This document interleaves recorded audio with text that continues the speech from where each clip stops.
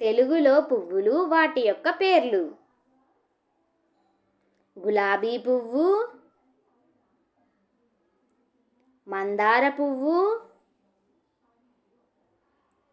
మల్లె పువ్వు, కనకాంబరాలు, తామర పువ్వు, చామంతి పువ్వు, సెంటు మల్లె పువ్వు, సంపెంగ పువ్వు, కలువ పువ్వు, డిసెంబర్ పువ్వులు, నూరు వరహాల పువ్వులు, బంతి పువ్వులు,